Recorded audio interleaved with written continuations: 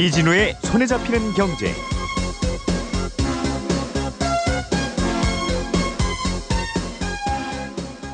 안녕하십니까, 이진우입니다. 손에 잡히는 경제가 뽑은 오늘의 숫자는 3.2%입니다.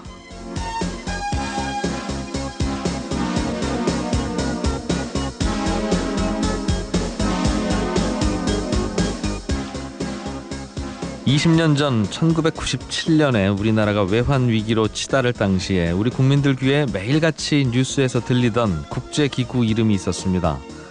평소에는 잘 듣지 못했는데 그 당시 11월부터는 거의 매일같이 뉴스에 등장했었죠. 우리 정부가 구제금융을 좀 해달라고 손을 벌렸던 곳, 국제통화기금 IMF입니다.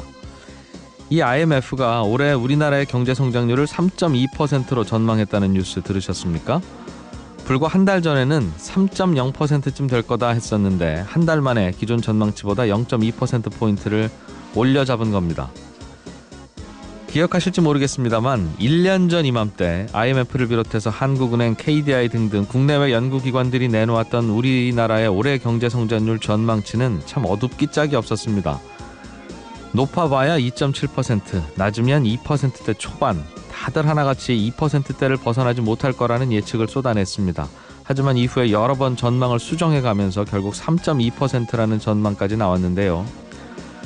이쯤 되면 전망이라기보다는 사실은 현실을 따라가면서 숫자를 바꾸는 거라고 보일 수도 있겠고요. 그래서 전문가들이 한 예측이지만 예측은 예측일 뿐이고 계속 달라지는 상황에 어떻게 대응하느냐에 따라서 이 결과는 얼마든지 달라질 수 있다는 점을 또 한 번 확인하게 됩니다. 그리고 어려운 환경에 처했을 때 너무 비관해서는 안 되는 이유 또한 또 이런 데 있겠지요.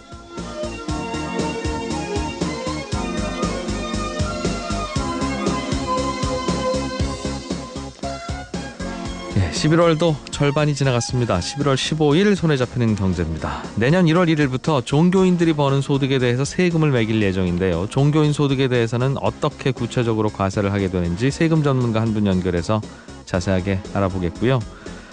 대출을 받았는데 혹시 여윳돈이 생기면 그 돈으로 대출 갚는 게 낫습니까? 아니면 그 돈으로 적금 들었다가 만기가 되면 한꺼번에 대출을 갚는 게 낫겠습니까? 이런 질문을 주셨네요. 친절한 경제에서 풀어드리겠습니다. 그리고 소식 들으셨듯이 공정방송을 요구하면서 시작된 MBC 노동조합의 파업이 끝났습니다. 이에 따라서 저희 손에 잡히는 경제 김나형 PD가 오늘 자리로 돌아왔습니다. 다음 주 월요일인 11월 20일부터는 저희 프로그램뿐만 아니라 다른 프로그램도 예전과 같이 방송됩니다. 파업 기간 동안 기다려주신 청취자 여러분께 다시 한번 감사드리고요. 앞으로 또 더 열심히 프로그램 만들어 보겠습니다. 자, 광고 듣고 오늘 준비한 순서 시작하겠습니다.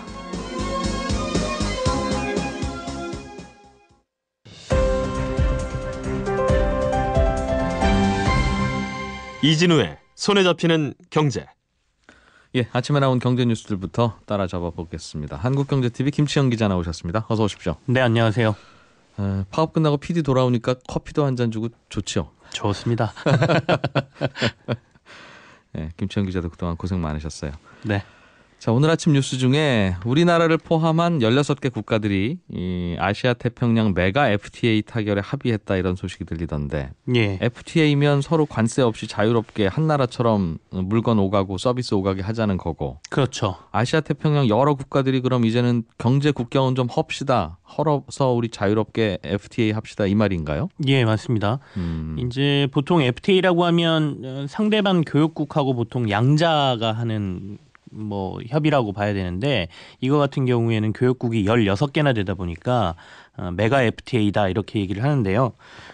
우리나라를 포함해서 인도네시아, 말레이시아, 베트남 등 동남아시아 연합국, 그러니까 아세안국이라고 하는데요. 여기 10개국이 포함이 되고요. 네. 이 외에 인도, 호주, 뉴질랜드, 일본이 포함되어 있습니다. 그래서 총 16개국이고요.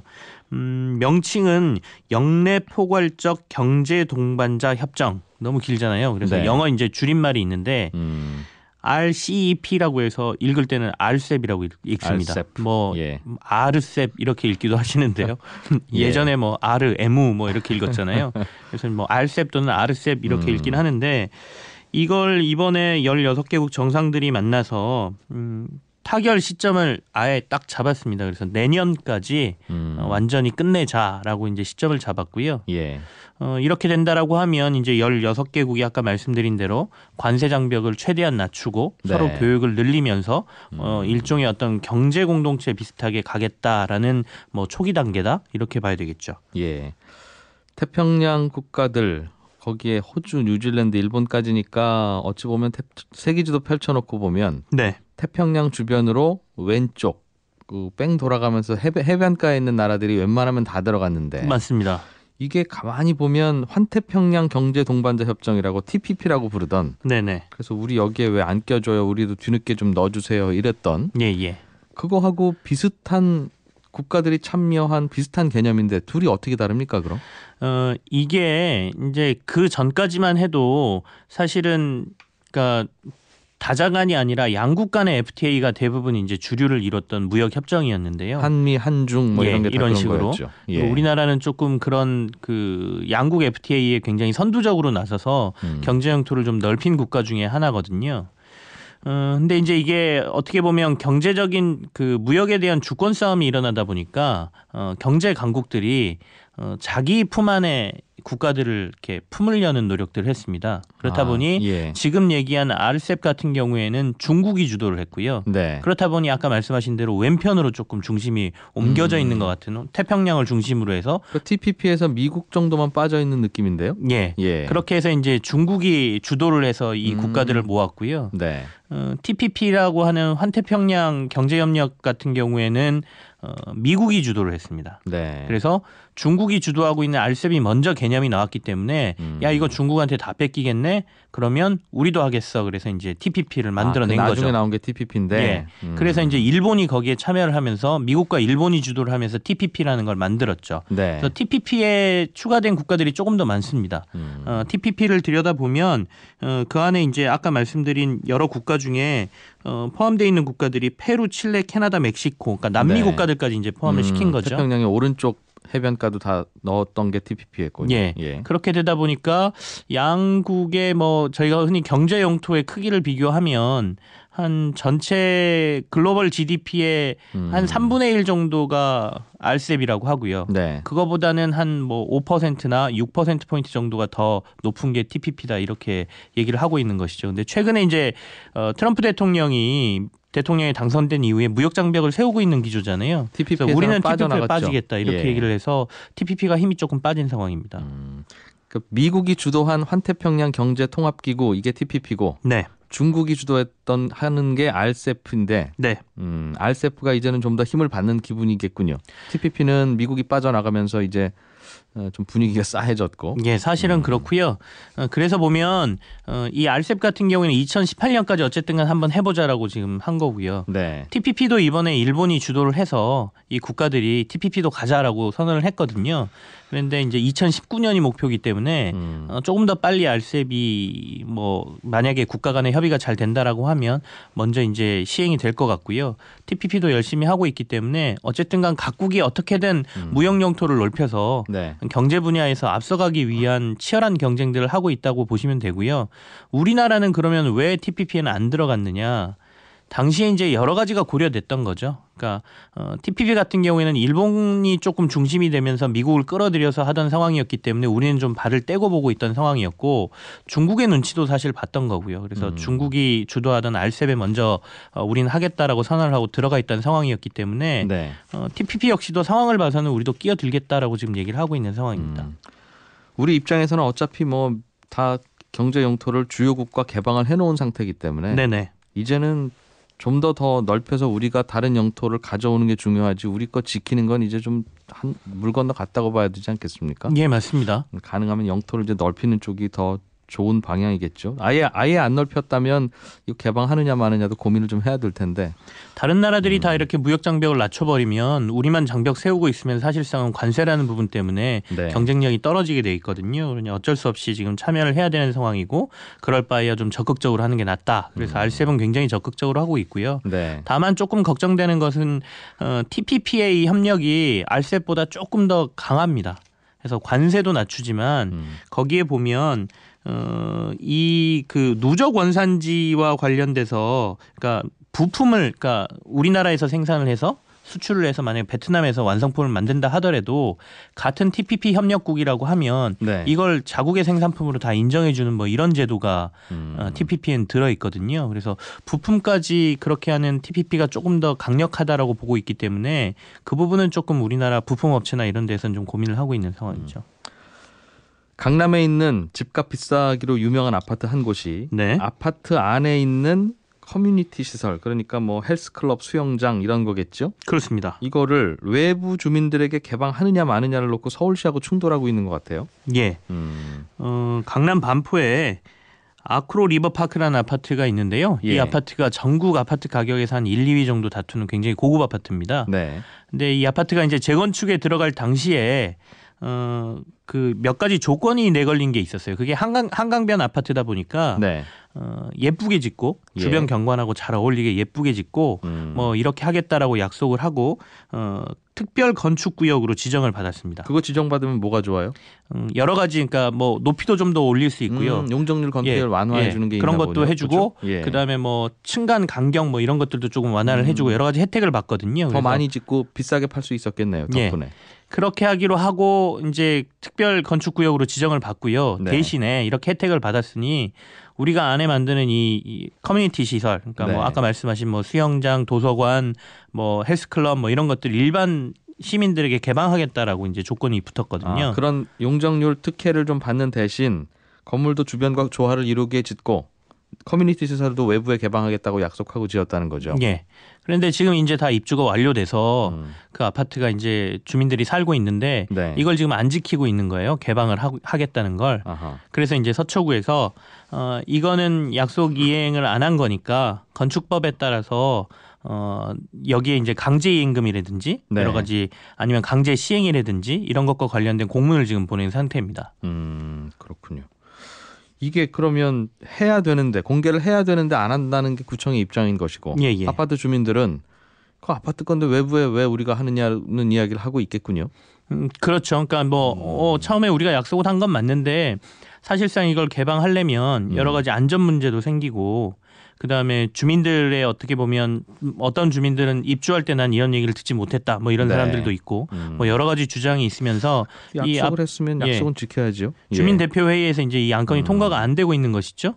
그렇다 보니까 이제 구청에서는 계속해서 시행을 하거라라는 이제 명령서 같은 걸 보내고 있는 상황이고요. 네. 앞으로 2번 정도 더 명령서를 보내서 이행이 안 된다라고 하면 강제 집행금 같은 뭐 일종의 과징금 같은 걸 물리도록 하겠다라고 지금 얘기하는 과징금은 상태죠. 얼마나 돼요? 보통 이런 경우에? 이게 상당히 큽니다. 이게 과징금 같은 경우에는 건축법에 따라서 해당 건축물 시가 표준액의 10분의 1 범위에서 강제임금을 부과할 수가 있거든요. 근데 이 아파트가 아까 좀 비싸다 그랬잖아요. 20억짜리 아파트면 시가 표준이 뭐 한 15억만 된다고 하더라도 1억 넘는 강제 이행금이 부과되겠네요. 그렇죠. 세대당. 이게 또 예. 세대 수가 꽤 많은 데기 때문에 그래서 적게는 몇 천만 원에서 많게는 억이 넘는 그렇겠어요. 강제 이행금이 부과가 되는데 이것도 1년에 2번 부과할 수가 있어요. 그러면 상반기 하반기에서 2번씩 부과한다 그러면 엄청난 부담이 되겠죠. 근데 이게 특별 건축구역으로 지정하면서 이게 제대로 좀 계약을 했어야 예를 들면 이거 개방한다고 하더라도 입장료 뭐 몇만 원씩 받으면 이게 사실상 개방이 아니지 않습니까? 그러니까 그런 부분에 대해서 좀 구체적으로 어떻게 개방할 건지 네. 그 부분에 대해서 서로 규정을 잘하고 지었어야지 그냥 외부에 개방할게요라고 하니까 이렇게 관리 안 되는 거 아니겠어요? 그 사실은 여기 말고도 앞으로 이 특별 지역으로 지정을 받아서 지은 아파트들이 몇 개가 더 있습니다. 그 예, 주변에. 예. 그래서 이제 여기는 이제 짓고 있고 아직 분양이 다 안 되고 뭐 분양은 다 됐지만 입주가 안 되고 이런 상태인데요. 거기까지 같은 이런 식으로 지어졌거든요. 그래서 앞으로 다른 아파트들에도 같이 똑같은 사례가 발생할 수 있기 때문에 여러 가지 얘기가 나오고 있는데 말씀하신 대로 아예 처음부터 기부 체납 방식으로 지어서 네, 예. 아예 구청이 관리를 하든지 이런 식으로 됐으면 도리어 좀 나았을 그렇겠죠. 텐데 예. 자차 내에서 관리하면서 이걸 개방하라고 하니 주민들 입장에서는 계속 외부 사람들이 들락달락거리는 게 사실은 싫고 뭐 가격을 높여서 아예 못 들어오게 하자 뭐 이런 얘기도 지금 나오고요. 그래서 여러 가지 예. 문제가 생기고 있고요. 그리고 토지야 아파트 주민 그대로 갖게 하더라도 예. 건물 지어서 지상권이라도 구청이 가졌으면 이거 아무 문제 없는 건데. 그리고 이제 건설사랑 분양 당시에도 우리가 지금 이렇게 지어줬고 앞으로 이 커뮤니티 시설은 일반에 공개를 해야 됩니다라는 정보를 과연 주고 분양이 이루어졌느냐 이 문제도 있거든요. 그렇겠어요. 그래서 예. 입주하신 분들 같은 경우에는 맞아요. 듣지 못했다라고 하시는 입주민만 분들도 쓸 많기 수 있는 때문에. 수영장 있어요. 이렇게 광고했겠죠. 예. 고위험 운전자들의 자동차 보험료가 다음 달부터 9% 정도 내려간다. 예, 고위험 운전자라면 사고 위험이 큰 운전자들을 의미할 텐데 그렇습니다. 보험료가 내려가요? 지금 정부가 얘기하는 걸로는 금감원이나 이런 데서 얘기하는 걸로는 내려갈 것으로 보이는데요. 일단 전체적으로 봤을 때 고위험군 이제 자동차 보험 사용자라고 하면 저희가 이제 그렇게 분류를 합니다. 그러니까 사고가 워낙 많이 나다 보면 이분들을 보험사들이 거절을 하거든요. 보험 가입을 거절하게 돼 있습니다. 그래서 예. 이 보험 가입 거절자들을 집단으로 인수하는 집단보험이라고 하죠. 그래서 전체 보험사들이 같이 관리하는 이제 사람들로 분류를 하고 네. 요율을 할증을 해서 받게 돼 있거든요. 보험을. 네. 예. 근데 이 부분에 있어서 조금 문제가 있다라고 지금 보고 있는 것 같고요. 어떤 문제가요? 일단은 이 요율 측정 문제에서 전체적으로 관리를 하다 보니 어떤 사람은 사고를 자기가 낸 사람도 있고 어떤 사람은 당한 사람도 있고 네. 그리고 사고를 정말 많이 낸 사람도 있고 조금 덜 낸 사람도 있는데 이걸 공동으로 관리하다 보니 전체적으로 손해율이 확 올라가게 돼 있는 거죠. 그래서 이 부분을 조금 세부화하겠다. 그다음에 연령도 좀 세부화해서 다양하게 관리를 하겠다. 그렇게 그동안에는 되면 사고 많이 냈으면 무조건 많이 부과했는데 예, 그렇죠. 그 안에도 경중이 있으니 좀 가려보겠다는 거군요. 예, 그렇게 되면 예. 보험료가 조금 떨어질 것이다 이렇게 얘기를 하고요. 이 집단보험 같은 경우에는 더군다나 그 사업비라고 하는 보험사에서 떼가는 비용 있잖아요. 이걸 네. 굉장히 세게 부과하고 있었거든요. 음. 이 부분도 좀 조정을 하거라 이렇게 얘기를 해서 많게는 한 9%까지도 자동차 보험에서 조금 이 고위험군의 운전자들의 보험료가 떨어질 수 있다 이렇게 지금 네. 얘기를 하고 있습니다. 보험료 떨어지는 게 반가운 소식이긴 한데 이런 소식 들을 때마다 네. 왜 이런 게 좋은 걸 이제서야 하지라는 생각이 들고요. 그동안 다른 문제가 있어서 안 했다면 그 문제는 그럼 어떻게 해결한 건가 궁금하기도 하고 그렇습니다. 네. 한국경제TV 김치영 기자였습니다. 고맙습니다. 네, 감사합니다.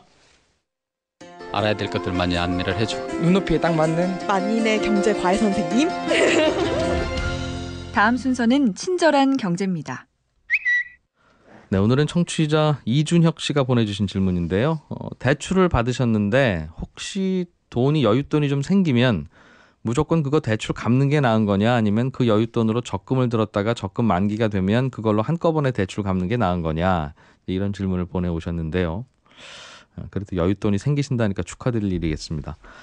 결론부터 말씀드리면 대출 이자하고 적금 이자를 비교해서요. 대출 이자가 높으면 대출금 갚는 게 좋고 적금 이자가 높으면 적금 붓는 게 낫습니다. 그런데 대부분의 경우에는 대출 이자가 높겠죠. 그러니까 일반적으로는 대출을 갚는 게 유리한 건데 하나 생각할 게 있습니다. 문제는 대출을 받은 지 2년 이내에 갚으면 조기 상환 수수료라는 명목으로 갚는 돈의 한 1% 안팎을 부과하거든요.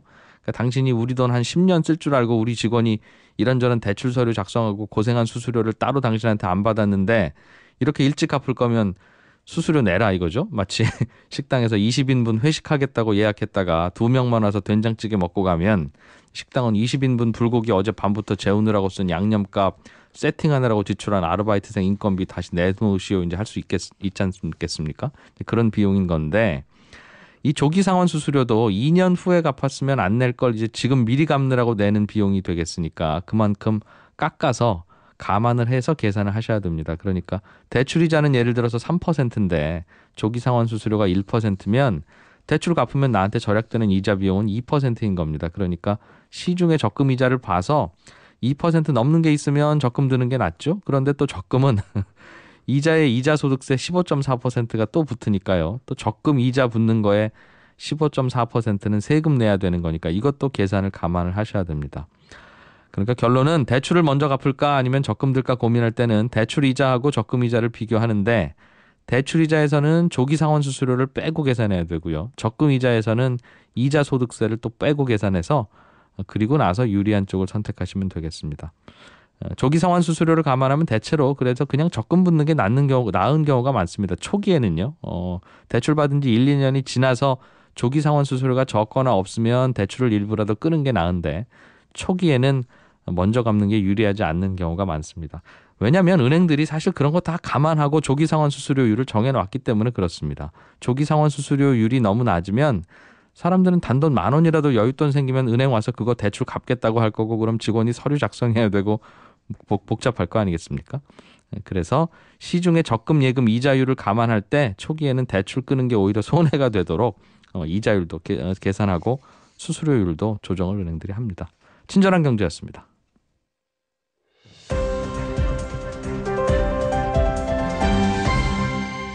경제를 생각하는 사람들의 즐거운 습관. 이진우의 손에 잡히는 경제.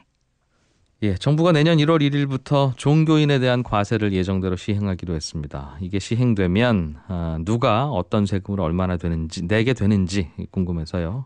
세금 관련한 인터뷰 있을 때 저희가 자주 청하는 분입니다. 강남대학교 세무학과 안창남 교수를 전화로 연결했습니다. 안녕하십니까? 네, 안녕하세요. 예, 이 종교인 과세 문제는 뭐 한다 만다 하다가 매번 흐지부지 됐는데 일단 지금은 내년 1월 1일부터 시행되는 건 확정된 겁니까? 아니면 아직도 또 여지가 남아 있습니까? 네, 확정됐다고 보면 될 것 같습니다. 11월 14일 기획재정부하고 이제 개신교계 네. 유예를 주장했던 개신교계가 최종적으로 유예는 어렵다. 그 대신 시행 초기 마찰은 최대한 줄여가자 하는 네. 뜻으로 방향을 모았다고 합니다. 그래서 내년 1월 1일 종교인 소득에 대해서는 이제는 과세가 됩니다. 네. 종교인이라고 하면 범위가 어떻게 됩니까? 우리가 언뜻 떠오르는 분들은 계시긴 한데 네. 또 그거 말고도 또 뭐 무속인들도 있을 수 있고 또 다양하게 또 꼽자면 많잖아요. 어디까지가 종교인으로 보고 있어요? 예. 세 가지 키워드가 있습니다. 종교인이 있고 종교인 소득이 있고 예. 종교 단체가 있습니다. 예. 이 세 가지를 모두 충족해야만 지금 종교인 과세 대상자가 됩니다. 먼저 종교인이란 종교의 가르침을 설교하고 전파하는 자, 우리가 알다시피 목사, 전도사, 승려, 포교사, 네. 사제, 부제, 수녀, 수사 이런 분들을 말하고 네. 그분들이 이 종교인 소득을 얻어야 소득세 과세되지 않겠습니까? 예. 그래서 그럼 종교인 소득은 뭐냐? 종교인이 종교 의식을 집행하는 활동과 관련하여 종교단체부터 받은 소득입니다. 종교단체로부터? 네. 그러면 또 다시 또 종교단체가 뭐냐? 예. 종교단체는 종교를 목적으로 민법 제32조에 따라 설립된 비영리법인 및 그 소속 단체를 의미합니다. 네. 약 11만 개 정도로 좀 추산을 되고 있는데 그러니까 종교인 소득, 종교인 단체 모두가 다 충족되어야만 지금 아까 말씀하신 종교인 소득 과세 대상자가 됩니다. 그렇다면요, 교수님. 그러면 듣다 네. 보니까 쉽게 얘기하면 예를 들면 교회로 예를 들면 네. 교회에서 월급을 받는 목사님은 월급조로 뭔가를 일정한 소득을 받는 목사님은 이제 과세 대상이라는 말씀이 되는데 네. 혼자서 개척 교회를 세우신 목사님은 특별하게 이제 월급 받을 곳이 없고 여러 가지 수입을 본인이 다 관리하실 텐데 네. 그분은 종교인 과세 대상이 아니네요. 종교 단체로부터 월급을 받는 구조가 아닐 수 있으니 그렇게 이해합니까? 그 목사님도 자기 교단의 소속을 보시면 네. 그 민법 제32조에 따라 설립된 비영리 법인 및 그 소속 단체, 예. 그 소속 단체에 해당될 가능성이 매우 높습니다. 알겠습니다. 1인 기업 같은 개념이군요. 네, 맞습니다. 예. 다 그럼 포함되는 걸로. 네, 그 대신 뭐 선거대 지휘자, 반주자는 종교 활동을 하지 않는 거죠. 네. 그 종교 의식을 집행하는 자가 아니기 때문에 거기는 종교인에 해당되지는 않습니다. 알겠습니다. 예. 그러면 어떤 소득이 주로 과세가 됩니까? 어떤 소득이라고 여쭙기 전에 사실은 종교인들이 어떤 소득이 있는지조차를 먼저 좀 알 필요는 있을 것 같긴 한데 네. 전반적으로 좀 설명을 해 주시죠. 예. 종교인들이 종교 단체로부터 받은 소득은 그 명칭이 너무 다양합니다. 네. 생활비도 있고 사례비도 있고 뭐 무슨 보살 수행비, 기본요금 여러 가지 되어 있는데 네. 그 명칭에 불구하고 종교 활동과 관련하여 받은 소득 금액은 모두 종교인 소득으로 이렇게 하고 있습니다. 예. 그러다 보니까 문제는 종교 단체로부터 받기는 받았는데 이게 예를 들면 목사님 개인 통장으로 돈이 만약 1,000만 원 들어왔습니다. 네. 이러면 그 돈 중에서 사례비 정말로 근로자들의 보수와 같은 성격의 사례비가 있을 수가 있고요. 예. 그다음에 그 종교 단체의 목적으로 받는 어떤 금액이 있을 수가 있습니다. 네. 이 두 가지가 혼재되어 있을 경우가 많이 있거든요. 아까 말씀하신 주로 이제 종교인들의 그 힘이 센 어떤 그런 데는 종교 단체 명의로 하는 것보다 종교인 명의로 뭐 선교사들한테 지원금을 준다든지 이런 경우가 있습니다. 이런 경우가 혼재되어 있기 때문에 지금 그 일부 기독교 단체에서 이것을 구분하는 기준이 좀 애매모호하다. 그래서 약간의 반발은 있었던 것 같습니다. 그러니 지금 세금을 앞으로는 부과하겠습니다라고 하는 건 네. 교회나 혹은 뭐 절이나 이런 곳에서 급여 명목으로 주는 것에 대해서 부과하겠다는 뜻인가요? 그렇죠. 급여 명목으로 받은 사례비 명목으로 받은 것에 대해서 과세하는 것이고 네. 기타 나머지는 과세는 할 수가 없는 것이죠. 통장에 돈이 들어오긴 했으나 그거는 그냥 활동비 내지는 사업하는 명목으로 쓰세요라고 하는 건 개인에게 준 월급이나 생활비는 아니니 그건 제하겠다는 뜻입니까? 네, 제하겠다는데 이제 문제는 거기서부터 발생합니다. 네. 과세 관청은 당연히 종교인의 통장에 돈이 들어왔으니까 그건 종교인 소득이다라고 추정할 것이고. 네. 그렇게 되면 그 종교인은 아니다. 이건 내가 타자를 위해서 썼다라고. 그렇겠어요. 종교 활동을 위해서 받은 거고 종교 활동을 위해서 썼다고 할 테니. 네. 그러면 이제 그것을 구별짓는 게 세무조사이지 않겠습니까? 예. 그래서 이게 좀 약간 좀 애매한 부분이 있겠어요. 있습니다. 지금은 종교 활동의 명목으로 쓰는 건 소득이 아닌 걸로 하자는 거지요. 예를 네, 들면 통장에 돈이 들어왔긴 했으나 이건 교인들 한 100명 모여서 차 한잔 하는데 한 뭐 50만 원 썼습니다. 그러면 그거는 소득이 아닌 걸로 보자는 건데. 과세관청은 통장만 봐서는 소득이다라고 추정을 할 수가 있겠죠. 할 수 없는 것이다 이거죠. 네, 그러면 이제 종교인들이 그것을 반증을 해야 되는 거죠. 나 이렇게 썼다라고 해야 되는데 그게 현재 우리나라 종교단체의 재정의 투명성을 볼 때는 약간 좀 애매모호한 점은 있기는 있습니다. 나중에 쉽지는 않겠습니다. 이거 나중에 정말 이게 그럼 왜 제대로 안 내셨어요라고 했을 때 대부분 종교 활동으로 쓴 겁니다라고 하면 이건 서로 참 그렇다고 조사하기도 애매하고 애매해지겠습니다. 네, 그래서 과세관청에서는 직접 세무조사는 하지 않고 수정 신고를 권장하겠다. 우리 과세관청의 자료는 이만큼 되는데 종교인이 이만큼 소득 신고를 했으므로 얼마만큼 누락된 것 같다. 혹시 누락된 부분이 종교활동과 관련된 걸 입증하시라 하면 빼주겠다. 이런 취지로 읽혀집니다. 비종교인들도 일반인들도 회사에서 월급을 받기도 하고 회사의 법인카드를 회사의 사업 목적으로 쓰기도 하고 두 가지가 있지 않습니까? 그런데 회사의 목적으로 쓸 때는 법인카드를 쓰고 회사 돈을 쓰고 영수증을 갖다 주고 개인이 회사에서 받은 월급을 개인이 쓸 때는 그냥 그건 개인 통장으로 받아가서 알아서 소득세 내는 걸로 이렇게 구별이 되는데 종교단체도 종교 목적으로 쓰는 건 종교단체 이름으로 무슨 법인카드를 쓰든 혹은 그 돈으로 쓰고 목사님이든 교인들이 이 생활비나 당연히 그런 게 필요할 테니까 그런 소득은 별도로 구별해서 주면 이게 섞이지 않을 텐데 그게 어려운 모양이죠. 그렇게 말씀드리기 참 난처합니다만은 종교단체가 단체 명의로 주는 거하고 그 대형 교회 같은데 큰 그 어떤 종교인이 자기 명의로 자기 소속 종교 단체를 빌려서 자기 명의로 주는 거하고 이 구별 기준도 사실은 좀 애매모호합니다. 매우 그동안 그런 구별을 안 해왔다는 뜻이네요. 네, 그렇죠. 예, 알겠습니다. 일단 그럼 소득은 그런 걸로 이해를 하고요. 만약 그렇게 해서 소득이 어느 정도라고 잡히면 이건 일반 회사원처럼 연말정산하고 뭐 그동안 카드 쓴 거 빼고 이렇게 해서 똑같이 합니까? 아니면 별도로 좀 다른 구조예요, 그것도? 그동안에 종교인이 근로자냐 아니냐 이거 논란이 있었죠. 그래서 현재 종교인 소득은 원칙적으로 기타 소득으로 이렇게 구별을 하고 있습니다.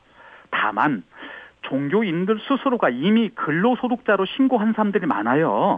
그럴 때는 이제 근로소득으로 하자 이렇게 돼 있고 현재는 원칙은 기타 소득입니다. 이 두 소득의 종류의 구별은 기타 소득은 일시적 우발적으로 얻는 소득, 근로소득은 늘 매달 계속적 반복적으로 얻는 소득 이렇게 되어 있습니다.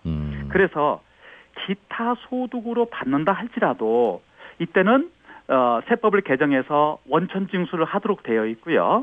그다음에 그 다음 연도 2월 달에 근로소득자처럼 연말 정산을 하도록 이렇게 되어 있습니다. 그런데 약간 복잡한 것은 기타 소득으로 할 경우에는 신용카드 세액공제 같은 혜택을 받을 수가 없습니다. 왜냐하면 그 같은 세액공제는 근로자에게만 하도록 되어 있거든요. 세법이. 예. 그래서 그런 차별은 있고요. 두 번째는 기타 소득은 아까 일시적 우발적으로 얻는 소득이기 때문에 필요 경비로 인정되는 비율이 굉장히 높습니다. 약 80% 가까이가 되는데 근로소득은 또 그렇지는 않습니다. 그래서 알겠어요. 이게 약간 복잡합니다. 알겠어요. 예를 들면 그럼 근로소득은 근로자가 연봉을 3천만 원 받으면 네, 그 3천만 원은 다 소득으로 보고 네, 3천만 원에 대해서 세금을 매길 건데 네, 그 대신 의료비, 교육비, 신용카드 사용액, 각종 무슨 저축, 납입액 이런 걸 공제를 해주고 남은 돈에 대해서 세금을 매기는 게 현재 이제 월급 받는 분들의 세금 내는 구조고. 네, 기타 소득은 3천만 원을 받으셨으면 38에 24에서 2,400만 원은 무조건 빼주고 일단 빼주고 나머지 600만 원에 대해서만 세금을 계산하는데 그때는 각종 의료비, 교육비, 공제 이런 건 없다 이 말이군요. 없다 이렇게 되는데 또 그렇게 하다 보니까는 근로소득세를 신고한 사람과 아까 기타 소득세를 신고한 사람과 또 차별이 있지 않겠습니까? 둘 중에 유리한 걸로 할 수 있겠군요. 네, 그래서 기타 소득을 하시는 분들에 대해서는 또 80%가 아니고 또 몇 가지 금액에 따라서 별도의 차별 규정은 두고 있습니다. 어쨌든 기타 소득으로 신고를 알겠습니다. 하면 예. 근로소득보다는 세금 부담이 약간 적습니다. 조금 좀 덜 낼 수는 있다는 거군요. 둘 중에 네네. 유리한 거 선택하면 될 테니까요. 네네. 예, 알겠습니다. 그런 구조군요. 잘 배웠습니다. 고맙습니다. 네, 감사합니다. 예, 강남대학교 세무학과 안창남 교수였습니다.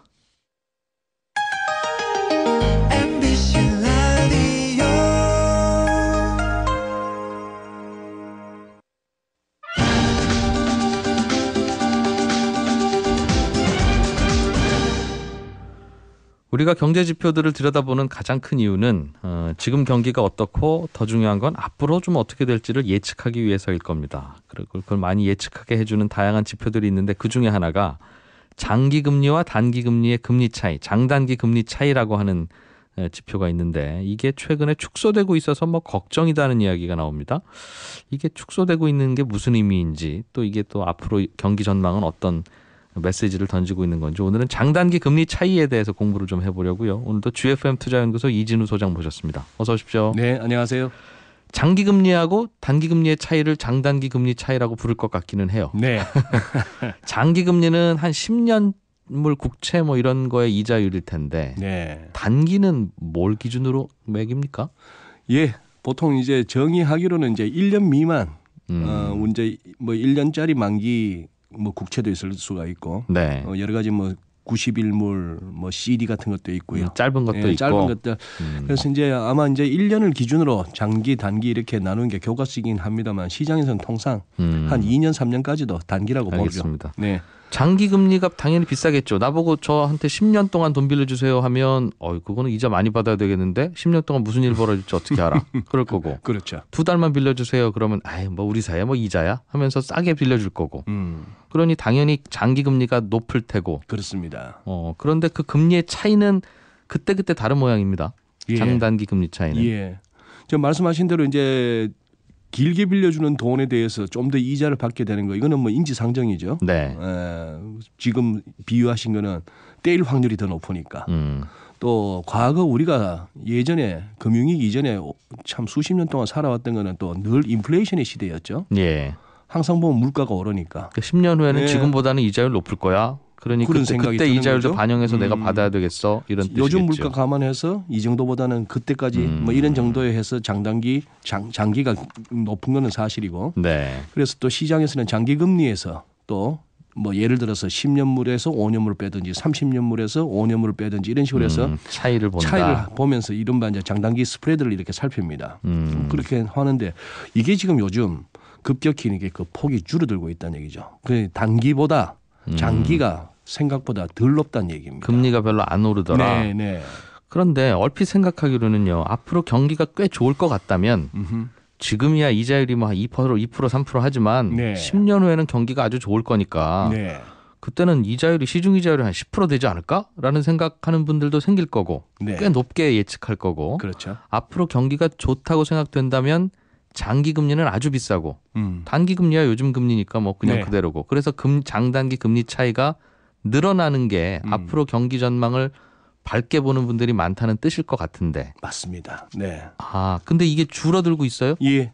그게 이제 요즘 우리가 뉴스를 통해서 미국이나 우리 한국도 마찬가지입니다. 네. 뭐 특히 지난 10월 달에 10월 하순에 잠시 30년물 국고채 금리가 5년물보다도 오히려 한 이틀 정도 낮아지는 역전 현상도 있고 했는데요. 그래 말씀하신 대로 그거죠.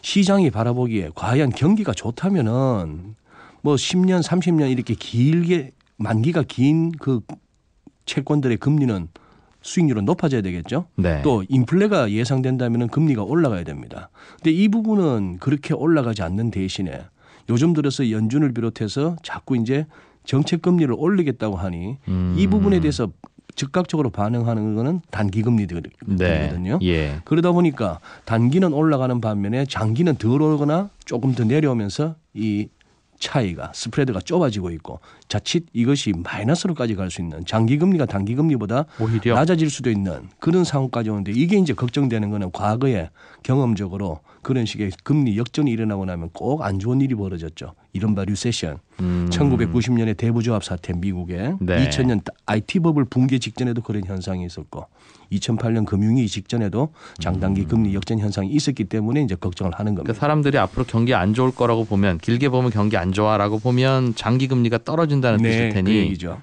떨어지다 심지어 단기 금리보다도 낮아지는 네. 경우도 가끔 온다. 네네.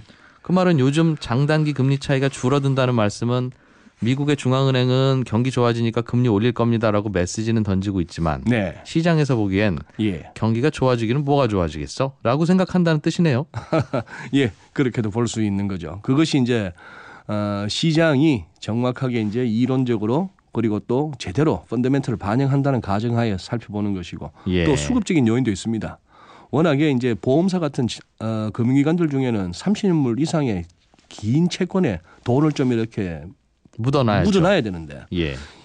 최근에 미국 같은 경우에도 2년물, 5년물은 늘리고 발행을 이 장기물이 부족한 거예요. 그러다 보니까 귀해졌어요? 네, 예. 장기물이 귀해지다 보니까 자꾸 사게 되고 사면서 가격이 올라가니 그 수익률인 금리는 떨어지고 이런 것도 있고 시장에 장기로 투자할 자금이 많다 보니 그렇습니다. 장기물 채권에 대해서는 이자를 조금만 주겠다고 해도 다들 산다. 네. 그리고 이제 글로벌 금융시장이 같이 이제 연계되다 보니까 유럽 중앙은행이나 일본은행에서는 계속해서 돈 풀고 있지 않습니까? 네. 근데 유럽 쪽에 독일 국채 지금 0.4%가 안 됩니다. 10년물이. 10년 이자율이요? 10년물 독일 국채의 이자율이 연간 이자율이 연율로 0.4% 정도고 예. BOJ 일본은행 같은 경우는 지금 거의 0%고요.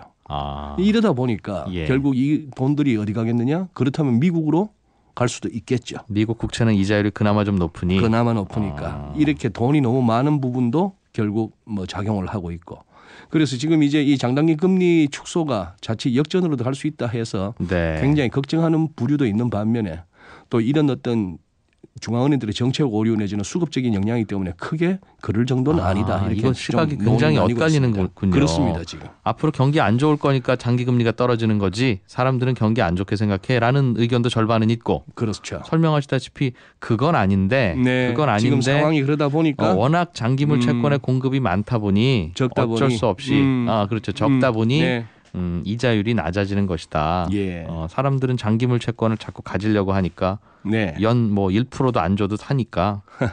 그렇습니다. 알겠어요. 네. 어느 쪽이십니까? 이준우 소장 보시기에는 경기 별로 안 좋은 쪽으로 나타나는 현상인 것 같으세요? 아니면 수급의 문제이라서 좀 신중하게 아직은 결론 내리기 어려운 상황이라고 보세요? 네, 이 장단기 금리 차이만 가지고 뭐 경기가 곧 깔아앉는다 이런 식으로 판단할 문제는 아닌 것 같고요. 네. 그것보다는 앞으로 우리가 이제 시장에 관계하시는 분들은 금리를 계속 보시기는 보셔야 됩니다. 꾸준히 금리가 오르고 있고 특히 최근 들어서 우리가 정크본드라고 하죠.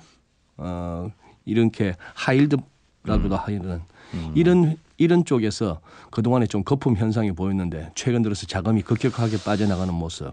지금 여기저기서 이제 버블 논쟁이 일어나고 있는데. 알겠어요. 정크본드 시장에서 네. 분위기는 다음 시간에 또 이어서 좀 배울게요. 네. 고맙습니다. 네, 고맙습니다. GFM 투자연구소 이진우 소장이었습니다. 손에 잡히는 경제는 여기까지입니다. 내일 오전 11시 10분에 또 오겠습니다. 고맙습니다.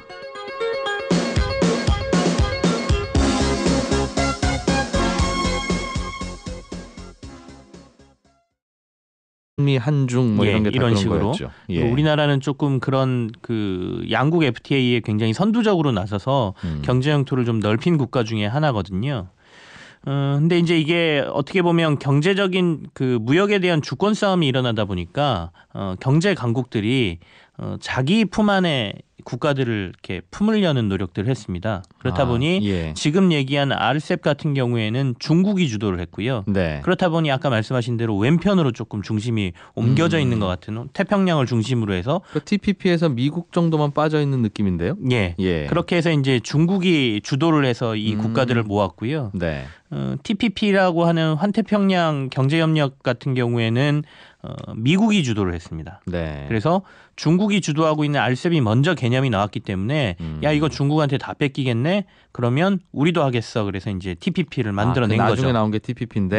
예. 그래서 이제 일본이 거기에 참여를 하면서 미국과 일본이 주도를 하면서 TPP라는 걸 만들었죠. 네. 그래서 TPP에 추가된 국가들이 조금 더 많습니다.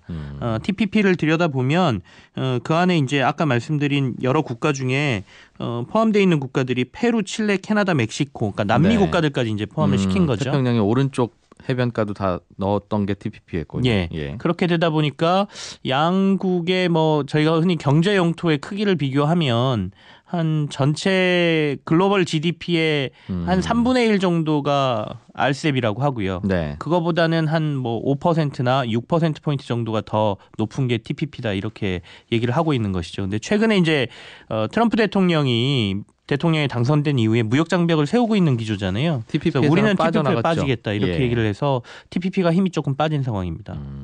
그 미국이 주도한 환태평양 경제통합기구 이게 TPP고 네. 중국이 주도했던 하는 게 RCEP인데 네.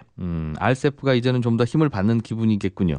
TPP는 미국이 빠져나가면서 이제 좀 분위기가 싸해졌고. 예, 사실은 그렇고요. 그래서 보면 이 RCEP 같은 경우에는 2018년까지 어쨌든 한번 해보자라고 지금 한 거고요. 네. TPP도 이번에 일본이 주도를 해서 이 국가들이 TPP도 가자라고 선언을 했거든요. 그런데 이제 2019년이 목표이기 때문에 조금 더 빨리 RCEP이 뭐 만약에 국가 간의 협의가 잘 된다라고 하면 먼저 이제 시행이 될 것 같고요. TPP도 열심히 하고 있기 때문에 어쨌든 간 각국이 어떻게든 무역 영토를 넓혀서 네. 경제 분야에서 앞서가기 위한 치열한 경쟁들을 하고 있다고 보시면 되고요. 우리나라는 그러면 왜 TPP에는 안 들어갔느냐? 당시에 이제 여러 가지가 고려됐던 거죠. 그러니까 TPP 같은 경우에는 일본이 조금 중심이 되면서 미국을 끌어들여서 하던 상황이었기 때문에 우리는 좀 발을 떼고 보고 있던 상황이었고 중국의 눈치도 사실 봤던 거고요. 그래서 중국이 주도하던 RCEP에 먼저 우리는 하겠다라고 선언을 하고 들어가 있던 상황이었기 때문에 네. TPP 역시도 상황을 봐서는 우리도 끼어들겠다라고 지금 얘기를 하고 있는 상황입니다. 우리 입장에서는 어차피 뭐 다 경제 영토를 주요국과 개방을 해놓은 상태이기 때문에 네네. 이제는 좀 더 넓혀서 우리가 다른 영토를 가져오는 게 중요하지 우리 거 지키는 건 이제 좀 물 건너 갔다고 봐야 되지 않겠습니까? 예, 맞습니다. 가능하면 영토를 이제 넓히는 쪽이 더 좋은 방향이겠죠. 아예 안 넓혔다면 이거 개방하느냐 마느냐도 고민을 좀 해야 될 텐데. 다른 나라들이 다 이렇게 무역 장벽을 낮춰버리면 우리만 장벽 세우고 있으면 사실상은 관세라는 부분 때문에 네. 경쟁력이 떨어지게 돼 있거든요. 그러니 어쩔 수 없이 지금 참여를 해야 되는 상황이고 그럴 바에야 좀 적극적으로 하는 게 낫다. 그래서 RCEP은 굉장히 적극적으로 하고 있고요. 네. 다만 조금 걱정되는 것은 TPPA 협력이 RCEP보다 조금 더 강합니다. 그래서 관세도 낮추지만 거기에 보면 이 그 누적 원산지와 관련돼서 그러니까 부품을 그러니까 우리나라에서 생산을 해서 수출을 해서 만약에 베트남에서 완성품을 만든다 하더라도 같은 TPP 협력국이라고 하면 네. 이걸 자국의 생산품으로 다 인정해주는 뭐 이런 제도가 TPP엔 들어있거든요. 그래서 부품까지 그렇게 하는 TPP가 조금 더 강력하다라고 보고 있기 때문에 그 부분은 조금 우리나라 부품업체나 이런 데서는 좀 고민을 하고 있는 상황이죠. 강남에 있는 집값 비싸기로 유명한 아파트 한 곳이 네. 아파트 안에 있는 커뮤니티 시설, 그러니까 뭐 헬스클럽, 수영장 이런 거겠죠. 그렇습니다. 이거를 외부 주민들에게 개방하느냐 마느냐를 놓고 서울시하고 충돌하고 있는 것 같아요. 예. 강남 반포에 아크로 리버파크라는 아파트가 있는데요. 이 예. 아파트가 전국 아파트 가격에서 한 1, 2위 정도 다투는 굉장히 고급 아파트입니다. 네. 근데 이 아파트가 이제 재건축에 들어갈 당시에 그 몇 가지 조건이 내걸린 게 있었어요. 그게 한강변 아파트다 보니까 네. 예쁘게 짓고 주변 경관하고 잘 어울리게 예쁘게 짓고 뭐 이렇게 하겠다라고 약속을 하고 특별 건축 구역으로 지정을 받았습니다. 그거 지정받으면 뭐가 좋아요? 여러 가지 그러니까 뭐 높이도 좀 더 올릴 수 있고요. 용적률 건폐율 완화해 주는 게 그런 있나 것도 보네요. 해주고 그렇죠? 그다음에 뭐 층간 간격 뭐 이런 것들도 조금 완화를 해주고 여러 가지 혜택을 받거든요. 더 많이 짓고 비싸게 팔 수 있었겠네요. 덕분에. 그렇게 하기로 하고 이제 특별 건축 구역으로 지정을 받고요. 네. 대신에 이렇게 혜택을 받았으니 우리가 안에 만드는 이 커뮤니티 시설, 그러니까 네. 뭐 아까 말씀하신 뭐 수영장, 도서관, 뭐 헬스클럽 뭐 이런 것들 일반 시민들에게 개방하겠다라고 이제 조건이 붙었거든요. 그런 용적률 특혜를 좀 받는 대신 건물도 주변과 조화를 이루게 짓고 커뮤니티 시설도 외부에 개방하겠다고 약속하고 지었다는 거죠. 예. 그런데 지금 이제 다 입주가 완료돼서 그 아파트가 이제 주민들이 살고 있는데 네. 이걸 지금 안 지키고 있는 거예요. 개방을 하겠다는 걸. 아하. 그래서 이제 서초구에서 이거는 약속 이행을 안 한 거니까 건축법에 따라서 여기에 이제 강제 이행금이라든지 네. 여러 가지 아니면 강제 시행이라든지 이런 것과 관련된 공문을 지금 보낸 상태입니다. 그렇군요. 이게 그러면 해야 되는데 공개를 해야 되는데 안 한다는 게 구청의 입장인 것이고 예. 아파트 주민들은 그 아파트 건데 외부에 왜 우리가 하느냐는 이야기를 하고 있겠군요. 그렇죠. 그러니까 뭐 처음에 우리가 약속을 한 건 맞는데 사실상 이걸 개방하려면 여러 가지 안전 문제도 생기고 그다음에 주민들의 어떻게 보면 어떤 주민들은 입주할 때 난 이런 얘기를 듣지 못했다 뭐 이런 네. 사람들도 있고 뭐 여러 가지 주장이 있으면서 약속을 했으면 약속은 지켜야죠. 주민 대표 회의에서 이제 이 안건이 통과가 안 되고 있는 것이죠. 그렇다 보니까 이제 구청에서는 계속해서 시행을 하거라라는 이제 명령서 같은 걸 보내고 있는 상황이고요. 네. 앞으로 2번 정도 더 명령서를 보내서 이행이 안 된다라고 하면 강제 집행금 같은 뭐 일종의 과징금 같은 걸 물리도록 하겠다라고 지금 얘기하는 과징금은 상태죠. 얼마나 돼요? 보통 이런 경우에? 이게 상당히 큽니다. 이게 과징금 같은 경우에는 건축법에 따라서 해당 건축물 시가 표준액의 10분의 1 범위에서 강제임금을 부과할 수가 있거든요. 근데 이 아파트가 아까 좀 비싸다 그랬잖아요. 20억짜리 아파트면 시가 표준이 뭐 한 15억만 된다고 하더라도 1억 넘는 강제 이행금이 부과되겠네요. 그렇죠. 세대당. 이게 또 예. 세대 수가 꽤 많은 데기 때문에 그래서 적게는 몇 천만 원에서 많게는 억이 넘는 강제 이행금이 부과가 되는데 이것도 1년에 2번 부과할 수가 있어요. 그러면 상반기 하반기에서 2번씩 부과한다 그러면 엄청난 부담이 되겠죠. 근데 이게 특별 건축구역으로 지정하면서 이게 제대로 좀 계약을 했어야 예를 들면 이거 개방한다고 하더라도 입장료 뭐 몇만 원씩 받으면 이게 사실상 개방이 아니지 않습니까? 그러니까 그런 부분에 대해서 좀 구체적으로 어떻게 개방할 건지 그 부분에 대해서 서로 규정을 잘하고 지었어야지 그냥 외부에 개방할게요라고 하니까 이렇게 관리 안 되는 거 아니겠어요?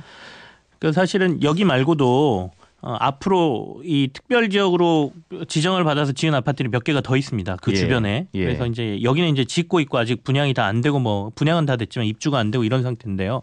거기까지 같은 이런 식으로 지어졌거든요. 그래서 앞으로 다른 아파트들에도 같이 똑같은 사례가 발생할 수 있기 때문에 여러 가지 얘기가 나오고 있는데 말씀하신 대로 아예 처음부터 기부 체납 방식으로 지어서 아예 구청이 관리를 하든지 이런 식으로 됐으면 도리어 좀 나았을 텐데 자차 내에서 관리하면서 이걸 개방하라고 하니 주민들 입장에서는 계속 외부 사람들이 들락달락거리는 게 사실은 싫고 뭐 가격을 높여서 아예 못 들어오게 하자 뭐 이런 얘기도 지금 나오고요. 그래서 여러 가지 문제가 생기고 있고요. 그리고 토지야 아파트 주민 그대로 갖게 하더라도 건물 지어서 지상권이라도 구청이 가졌으면 이거 아무 문제 없는 건데. 그리고 이제 건설사랑 분양 당시에도 우리가 지금 이렇게 지어졌고 앞으로 이 커뮤니티 시설은 일반에 공개를 해야 됩니다라는 정보를 과연 주고 분양이 이루어졌느냐 이 문제도 있거든요. 그래서 입주하신 분들 같은 경우에는 듣지 못했다라고 하시는 분들도 많기 때문에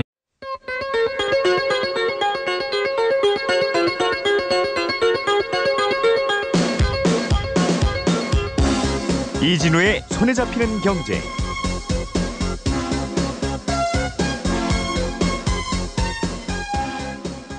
안녕하십니까, 이진우입니다. 손에 잡히는 경제가 뽑은 오늘의 숫자는 3.2%입니다.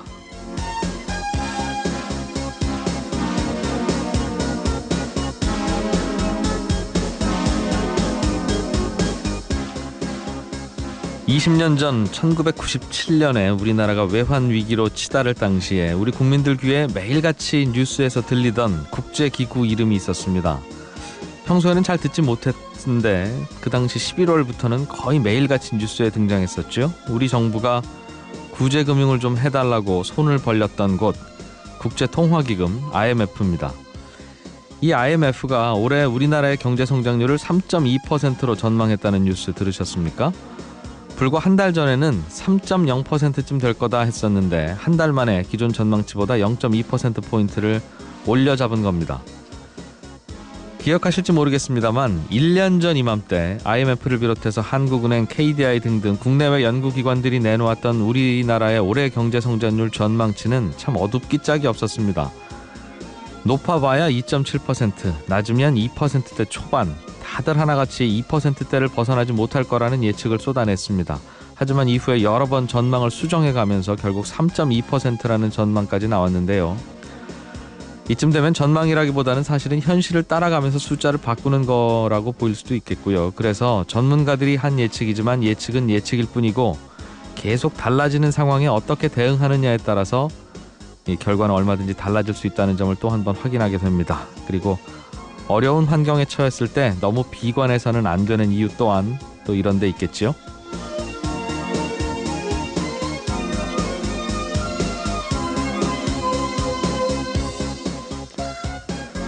11월도 절반이 지나갔습니다. 11월 15일 손에 잡히는 경제입니다. 내년 1월 1일부터 종교인들이 버는 소득에 대해서 세금을 매길 예정인데요. 종교인 소득에 대해서는 어떻게 구체적으로 과세를 하게 되는지 세금 전문가 한 분 연결해서 자세하게 알아보겠고요. 대출을 받았는데 혹시 여윳돈이 생기면 그 돈으로 대출 갚는 게 낫습니까? 아니면 그 돈으로 적금 들었다가 만기가 되면 한꺼번에 대출을 갚는 게 낫겠습니까? 이런 질문을 주셨네요. 친절한 경제에서 풀어드리겠습니다. 그리고 소식 들으셨듯이 공정방송을 요구하면서 시작된 MBC 노동조합의 파업이 끝났습니다. 이에 따라서 저희 손에 잡히는 경제 김나형 PD가 오늘 자리로 돌아왔습니다. 다음 주 월요일인 11월 20일부터는 저희 프로그램뿐만 아니라 다른 프로그램도 예전과 같이 방송됩니다. 파업 기간 동안 기다려주신 청취자 여러분께 다시 한번 감사드리고요. 앞으로 또 더 열심히 프로그램 만들어 보겠습니다. 자, 광고 듣고 오늘 준비한 순서 시작하겠습니다.